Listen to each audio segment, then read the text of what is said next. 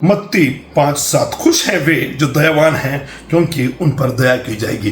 खुश है वे जो दयावान हैं। क्या आप दयालु हैं मेरे भाई मेरी बहन? बहुत ज़बरदस्त आज खुदा की टीचिंग आपके लिए आ रही है। खुश है वे जो दयावान हैं। कई लोगों को दया ही नहीं आती है मेरे भाई मेरी बहन। मुझे खुशी होती है कि लूत के जीवन कभी आप देखोगे, लूत भले ही सदोम में था, उत्पत्ति उसका 19वां अध्याय पढ़ लीजिएगा, सदोम में था, भले ही वो अब्राहम से दूर था, भले ही वो अब्राहम के खुदा के साथ जुड़ा हुआ नहीं है, अब वो सदोम की चकाचौंध में पाप में चला गया है, लेकिन कुछ टीचिंग्स उसने अब्राहम से जरूर सीखी होगी, कुछ टीचिंग्स उसने यहोवा से जरूर सीखी होगी। लेकिन मेरे भाई मेरी बहन, मैं ये बताना चाह रहा हूं कि लूत भले ही सदोम में था लेकिन लूत दयालु था। मालूम जब वो दूत आए और उनको रहने के लिए जगह नहीं मिली, और जब वो चौराहे पर थे तो सदोम ये पुरुषगामी शहर था, और लिखा है कि लूत उनके पास गया और लूत ने दया दिखाई और कहा यहाँ के लोग अच्छे नहीं हैं, तुम मेरे घर पर आकर ठहरो और रात में मेरे घर में आकर मुझे मेहमानबाजी करने का, मुझे मुझे मुझे मुझे पाठ करने का मुझे मौका दो।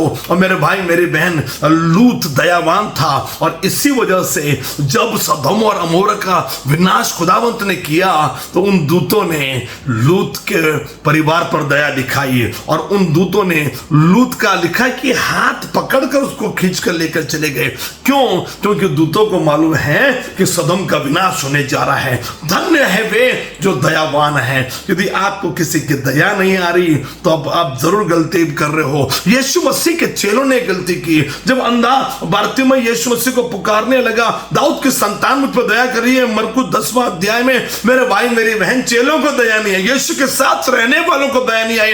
कई बार पास्टर्स के साथ रहने वालों को दया नहीं आती, और वो चेले बारतिमै को चुप करने लगे। अरे भैया उसका अंधापन देख लेते, भैया उसका अंधापन देखकर दया आ जाती, लेकिन उन्होंने उसको चुप करने की कोशिश की। लेकिन आज खुदा कह रहा है कि कौन खुश रहेगा इस दुनिया में? वही जिसको किसी के लिए दया आती है। कलीसिया में कोई जरूरतमंद है उसकी मदद करिए। कलीसिया में किसको आपकी जरूरत लगती है उस पर मदद करिए, और आप पर प्रभु दया दिखाएगा। धन्य है वे जो दयावान हैं, उन पर दया दिखाई जाएगी। प्रभु आपको आशीष दे।